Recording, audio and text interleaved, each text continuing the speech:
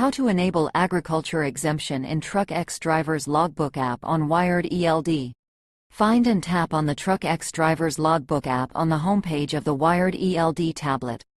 Once you are in the app, click on More. Tap on Exemptions to enable any exemption. Click on Agriculture Exemption Setup.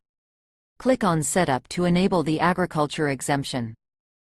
Enter the pickup location, ensuring it is within 150 air miles from your current location. Once the location is selected, click on Activate.